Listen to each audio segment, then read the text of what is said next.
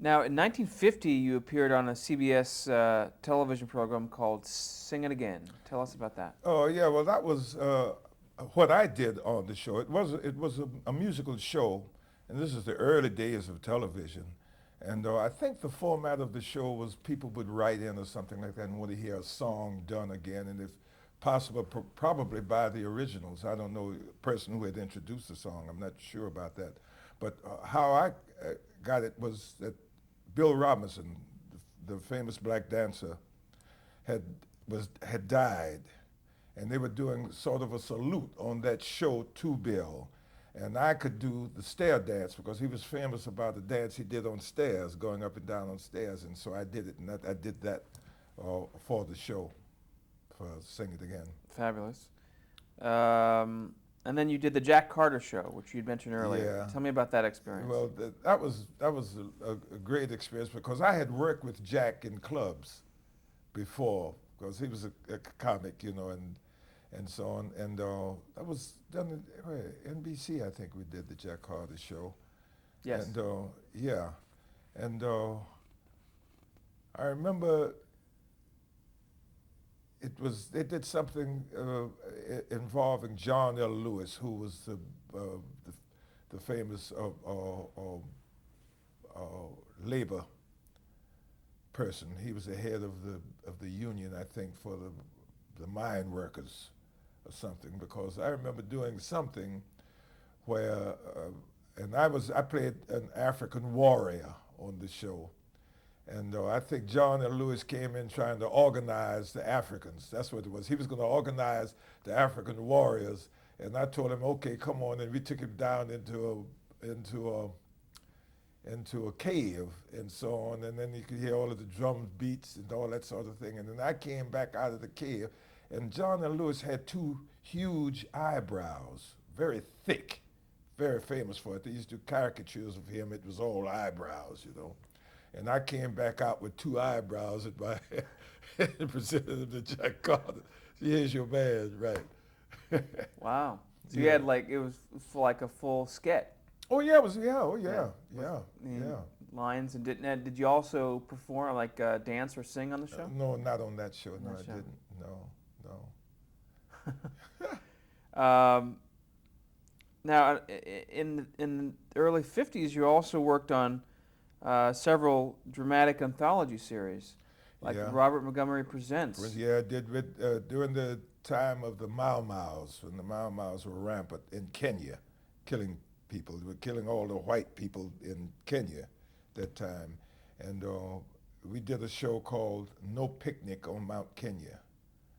And I played an African on that show and so on. And I've forgotten all of the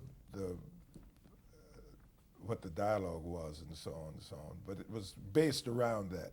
And it was heavy drama though. Now, how did you make that transition? I mean, had you done dramatic acting prior? Yeah, but I've been studying too. See, with the theater wing and all that sort of thing. I've forgotten what year we did that, but I had done a lot of things because I'd done Studio Ones. I did several Studio Ones. As a matter of fact, I did one Studio One that's the tape is in the Museum of Broadcasting with Maureen Stapleton, Ed Andrews, and Everett Sloan. It was on Andrew Jackson's life, the President Andrew Jackson, his wife. And yes, Well, do you remember the name of that? Rachel, That's the name of the show. yeah. And you also did the Defender, right? The Defenders, Which which is- was the first time Steve McQueen was introduced, and Robert Montgomery played the prosecutor, which was later played by I think E.G. Marshall, wasn't it? Right. Later when they did it as a series, but I played the cop on Studio One. Now, for Robert that. Montgomery was on the Not Defender. Robert Montgomery. Ralph Bellamy. Ralph Bellamy. Thank you. You got a better memory than me. Just in my research here. Yeah. Um, Well, how was that? Was that a good experience? Oh, that's a great experience because, you know, you had to read and audition. But by this time, I was pretty well known because there weren't many. I think I was working more than any black actor at one time. But the press just would ignore and wouldn't do anything. So you just have to be known by the casting directors and so on. And Alex Gordon, who was the casting director for Studio One, Alex knew my work. She knew she could depend on me, and I would produce and do what I'm supposed to do, and so on and so on. So Alex gave me a lot of work. So I was working quite a lot. I did for what was called Pell Mell, which was the cigarettes in those days. They advertised them. The Pell Mell Big Story. I did the lead on 2 of those. And I want to hit a couple of these more detail here. okay. Let's go back to the Studio One, The Defender. As I understand it, they split it up into 2 parts or something, and the pilot that became the pilot for the series. It was the first, yes, it was the first time they ever split a show, and they wanted to see if they could hold a captive audience from one week to another. Now, but this was still live, right? Yeah, this was live days. Yeah, you had to know your lines. You had to learn your show just like for theater. What were the challenges of doing live television as a You dramatic? might blow your line. Because, you know, the actor goes up, you know, in the old days they had what was called the prompter, which would be out on stage, but he would be in a little encasement, and a person would blow a line. And even now in theater, you still have people to be working, and the stage manager has to keep right up with the dialogue on the script, because the actor would get out and he'd get in the position and he blows. He said, line. Stage manager's supposed to shoot the line right to him. So he picks right up and keeps going. And so that was very important that you knew your lines. I'll tell you, I did 2 leads on the Pell Mell Big Story. On one of them, was set in Raleigh, North Carolina, and it was workers who worked at a garage, a city garage, and I was one of the workers. I was the only black worker. No, there was another one too, but there's a guy who was Shylocking, you know, loaning money and at some exorbitant rate and so on, and he was in cahoots with the guy who ran the garage, and so he would loan you, say $10, and it's going to get 12 back or 15 back, or whatever it was. And so what he would do, he would come, and when the guy payday, he would set up right next to the pay guy with his pistol on the counter. And when you got paid, the next stop was him, and give him what he had coming, and so on. And I rebelled. But I just got tired of it and rebelled. And so when I rebelled, he picked up his pistol and threatened to shoot me. Told me, you pay off. And I said, I'm not paying, but I paid off because he's got the pistol in my hand. But I went down to City Hall and made a complaint. And they investigated. And sure enough, but what happened was, when I went down to make the complaint that night, he found out about it. They had his goons come to my house and threatened to destroy my house and destroy my family and so on if I went down and made my appearance before, I guess it was a grand jury sort of thing, you know. But what I want to tell you about learning your lines and in live days, this was done at NBC, and in that a huge studio, 8H. Studio 8H is a huge studio. And I had a scene, and my next scene was supposed to be in bed with my wife when his goons came to the house to threaten us. And then following that scene was a scene at City Hall in the office, because I went down anyway. But what happened was, I I was almost blew it because I thought the next scene was a scene in the office. So there I was. I'm sitting up in the office with my student waiting for the cameras because the cameras have to reposition. And then I see all of a sudden I see all of the cameras focusing all the way down the end of the studio on the bed scene. And then, oh my God, I realized that that's where I'm supposed to be. And I ran down and ran down and got under the cover, still dressed, got under the cover and pulled the cover up over here over my head so that you couldn't see that I had on the shirt and tie and so on, and did the scene like that in the bed. And when I got up with the blanket up around me like this, because this is live. There's no take two other than that. You know, you'd say cut and take two. And did that scene, then the next scene was there. But I jumped the stage manager because the stage manager should have been on top of it for me. You know, I'm a stage manager. I know the stage manager should have caught that, you know. But Well, on these shows, were there a lot of rehearsal prior to shooting it? yeah. The rehearsal and then the dress rehearsal, which is, you know, the show literally. And you have like basically a week per show to. Oh, sometimes it'd be maybe 3 days. You had to be a fast study, a quick study, to do those. Well, that was the Defender. Well, the Pell Mell Big Story was in '54. I just want to set for the Right. record. Okay. The Defender Studio One with Steve McQueen and Ralph Bellamy was 1957. Uh-huh. How were they to work with? Oh, they were great. And by that time, I had gone to Broadway too. So I was, you know, because you know, as an actor, you know, hey man, what's it, television? Yeah, you got it. What is radio? Yeah, we got a theater? Yeah, what a club? Yeah. You know, you direct in all of the different mediums, all of them. So I was working Broadway at the time I did that. Yeah. Which shuffle along, which I want to get to. But let me bring you back a few years here. You mentioned about the two Robert Montgomery Present shows that Yeah. you were on, and did you work with Norman Felton? Yes. Do you want to Yes. take that page or? Yes, CBS. Yeah, could Okay. just the top line. We were just talking about your appearances on the Robert Montgomery Presents show.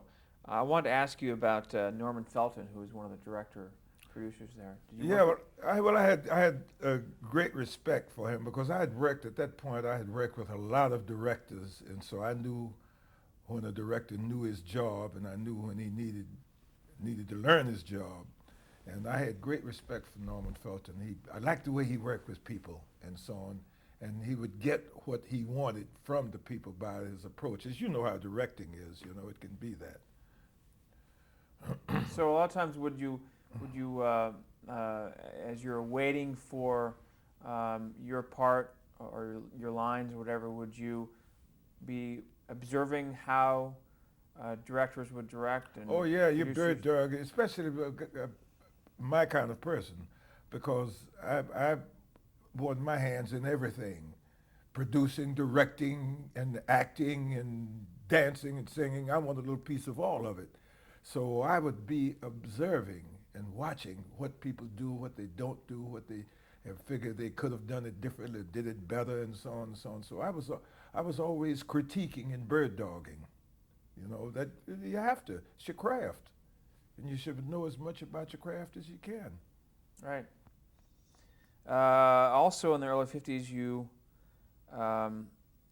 appeared on Kraft Television Theater for NBC. Do you remember that one? I'm trying because I did a couple of things from trying to remember what the shows were though. I don't have the names of the shows. Yeah. That was on NBC. Yeah.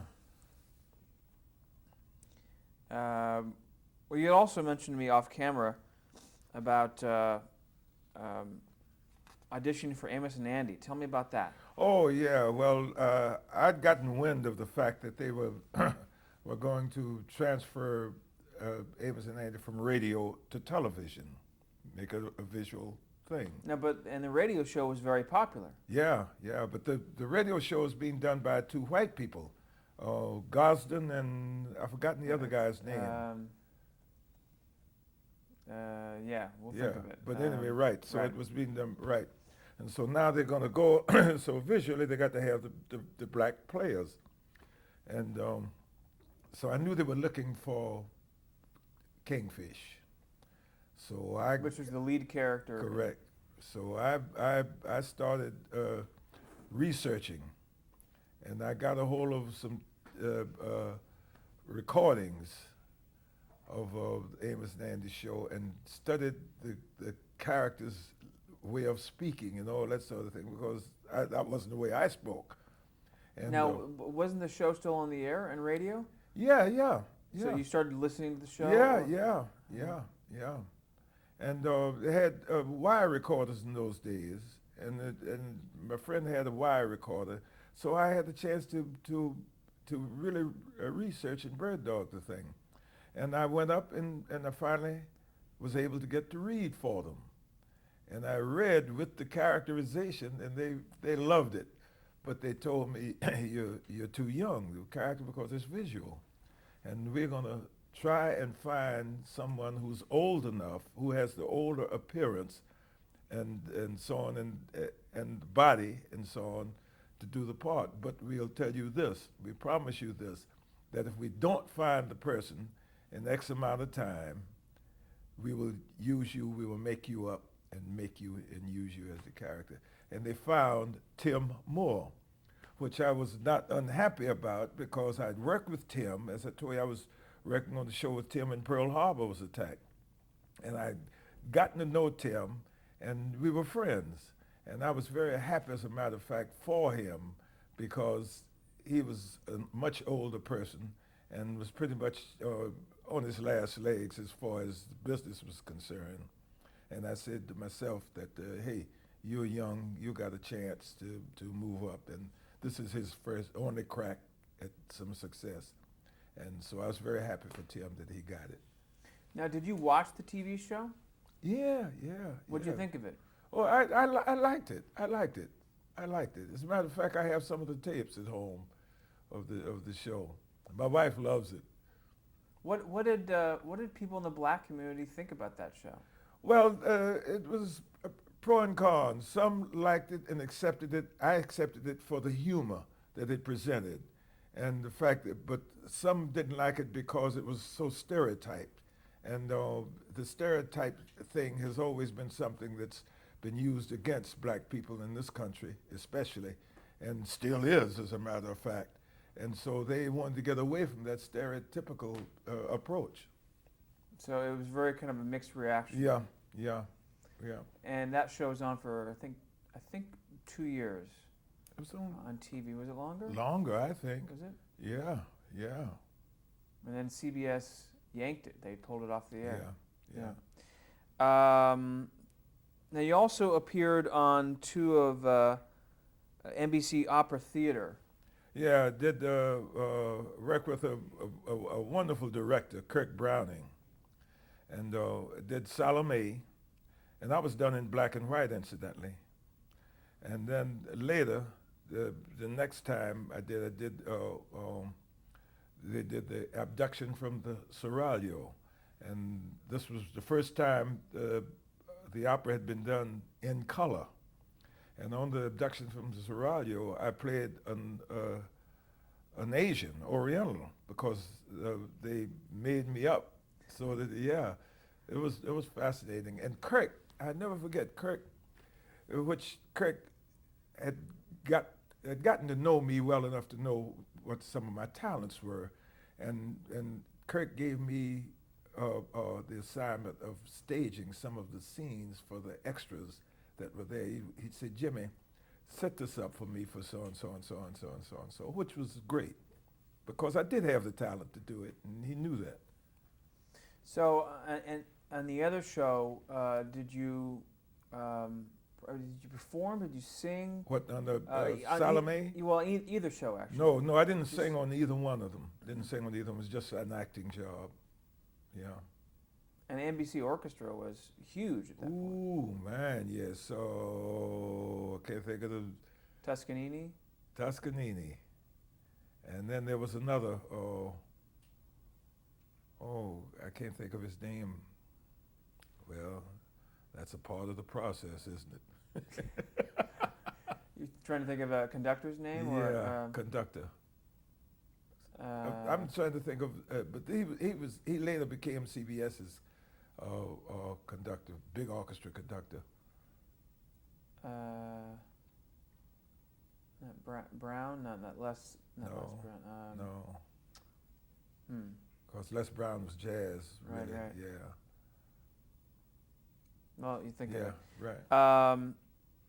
Well, around the same time in 1952, you applied as a stage manager, CBS television. Yes, Tell me. I'd been working for them as an actor, and I put in the application as a stage manager. And Now, why? Why did you want to be a stage manager? well, I was already a stage manager on Broadway. Oh, we forgot to talk about that, didn't we? Yeah, Yeah. I was already stage managing on Broadway. Well, tell me about that real quick. Oh. That was Shuffle Along, right? Yeah, which was a revival Right. because the show originally was done, I think, 1926. Ah. And this is weird the way I had never stage managed in my life, right? And this came from the Army, incidentally, because I'd gone down. This was 1951, 52, whatever. I've forgotten what month the show was done, but anyway, I was on my way on the subway going down to see my agents and see if I could get a gig because I was working clubs and so on. And I was a vaudeville performer. And a guy sitting across from me on the subway said, "Excuse me, weren't you in the Army?" I said, "Yeah." He said, "You were at Fort Belvoir?" I said, "Yes." He said, "You used to teach the soldiers how to do the trick stuff to music with their rifles." I said, "Yeah." He said, "Well, I'm with the Broadway show, and we want our dancing chorus to do some of that stuff. And we haven't been able to find anyone. Do you think you could teach some dancers?" I said, "Yeah." I said, "I'm a dancer." He said, "Good." Gave me his card, said, "Meet me at the," and I did. I met him, and we worked out a deal that I would teach the chorus how to do this. This for a 2-week, take a couple of weeks, I told him, in which it would have. And so now, at this point on Broadway, there's no black stage managers at all, hadn't been production stage managers especially, but no black stage managers. And so Were there many blacks at all behind the scenes? None that I can think of. None that I can think of, really.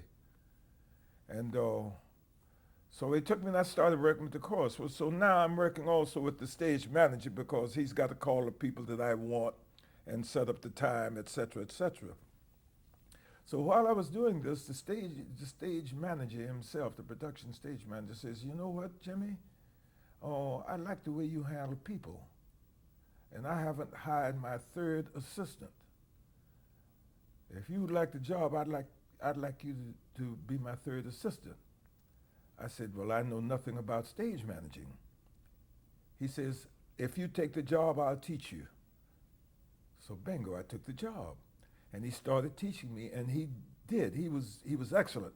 I love him. What's his name? I won't tell you his name, and then I'll tell you why I won't tell you his name when I finish the story. Okay? All right. All right. And so now, while I'm doing this now, mind you, at the same time, Richard Ward, Dick Ward, who did a lot of stuff in Hollywood and so on. He's dead now, Dick. But Dick is doing a role on the show called Rocky, which is a part of a master sergeant. He was going to call all of these commands that I'm teaching these people the chorus to do with the rifles. Of course, you had to teach them in cadence, the same as you do in marching and so on.